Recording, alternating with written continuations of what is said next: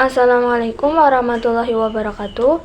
Perkenalkan, nama saya Nabilah Apriliani dari kelas 1B dengan NIM K72230073.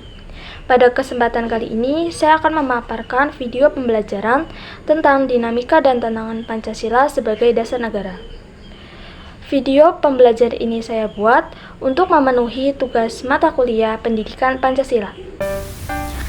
Selamat menyaksikan. Dinamika dan tantangan Pancasila sebagai dasar negara. Yang pertama, dinamika Pancasila sebagai dasar negara. Pancasila sebagai dasar negara memiliki sejarah dan proses perumusan yang panjang dan dinamis.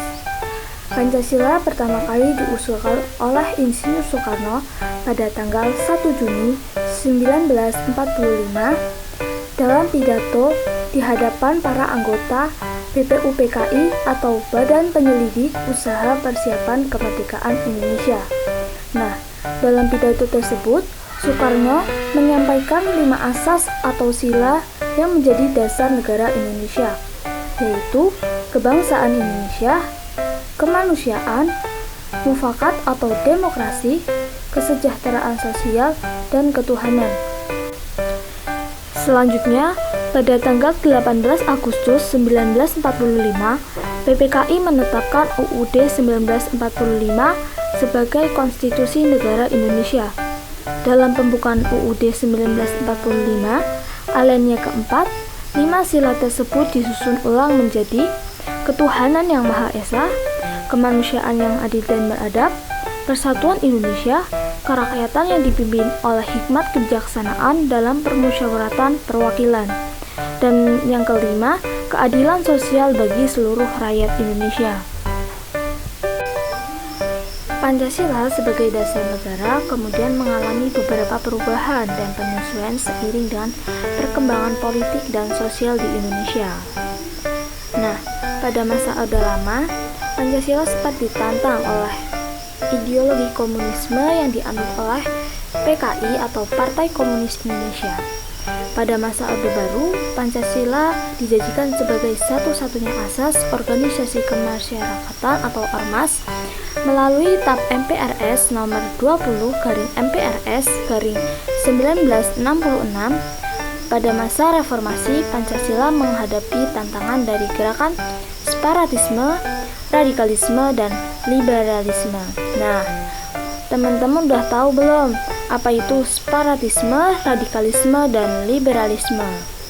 Nah, separatisme itu merupakan suatu gerakan untuk mendapatkan kedaulatan dan memisahkan suatu wilayah atau kelompok manusia. Untuk radikalisme, yaitu keyakinan bahwa harus ada perubahan sosial atau politik yang besar atau ekstrem. Dan yang terakhir, liberalisme, yaitu sebuah pandangan filsafat politik dan moral yang didasarkan pada kebebasan, persetujuan dari yang diperintah, dan persamaan di hadapan hukum. Yang kedua, tantangan Pancasila sebagai dasar negara. Pancasila sebagai dasar negara tidaklah bebas dari berbagai tantangan dan hambatan yang datang dari dalam maupun dari luar negeri. Pancasila harus mampu menghadapi dan mengatasi tantangan-tantangan tersebut agar tetap eksis dan efektif sebagai dasar negara Indonesia. Apa saja sih tantangan yang dihadapi oleh Pancasila sebagai dasar negara? Yang pertama ada globalisasi.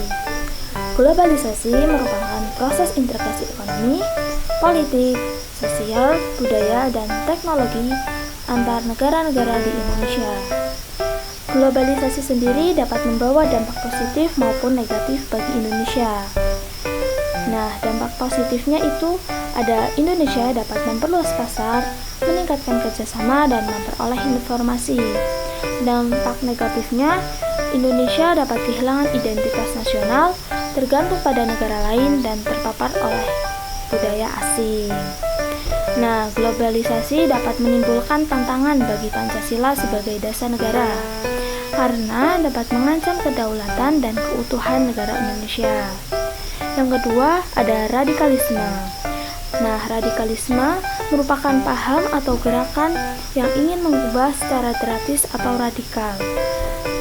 Nah, radikalisme dapat menimbulkan tantangan bagi Pancasila sebagai negara karena dapat mengganggu stabilitas dan keamanan nasional.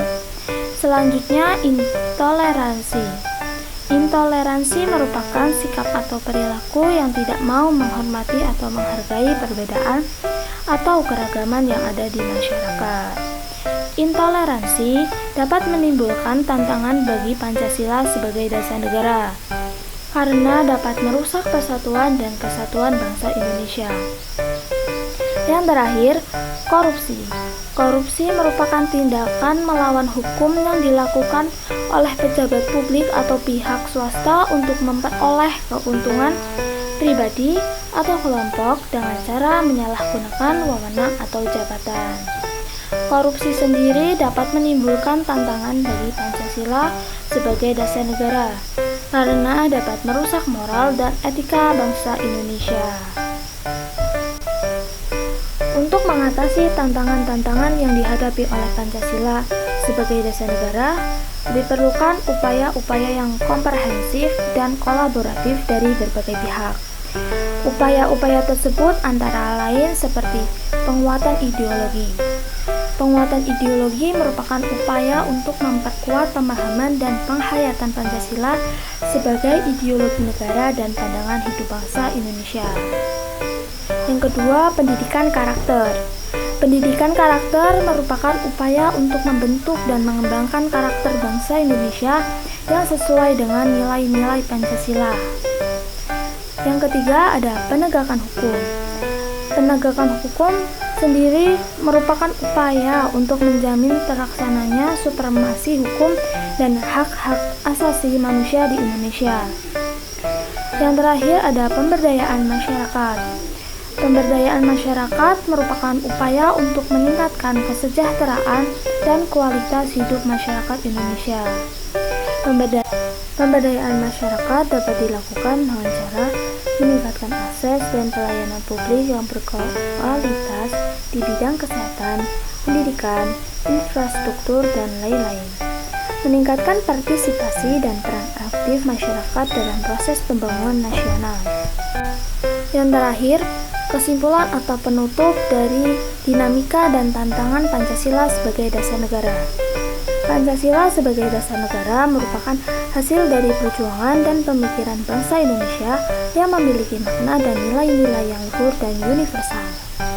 Pancasila juga merupakan pandangan hidup bangsa Indonesia yang mencerminkan cita-cita, tujuan, dan semangat dalam membangun negara yang berdaulat, adil, dan makmur. Adapun syarat yang dapat diberikan untuk mempertahankan dan mengamalkan Pancasila sebagai dasar negara sebagai berikut. Yang pertama, meningkatkan kesadaran dan tanggung jawab sebagai warga negara Indonesia yang berdasarkan Pancasila. Yang kedua, menjaga sikap toleran, saling menghormati dan saling menghargai perbedaan dan keragaman yang ada di masyarakat Indonesia. Yang ketiga, menjadi agen perubahan yang positif dan kreatif dalam memecahkan masalah dan mencari solusi bagi bangsa Indonesia. Yang keempat, menjalin kerjasama dan sinergi dengan berbagai pihak yang memiliki visi dan misi yang sejalan dengan Pancasila. Dan yang terakhir, mencontoh dan meneladani para pendiri bangsa yang telah berjuang dan berkorban untuk mewujudkan Pancasila sebagai dasar negara. Sekian materi yang saya dapat sampaikan. Semoga bermanfaat buat teman-teman. Terima kasih. Wassalamualaikum warahmatullahi wabarakatuh.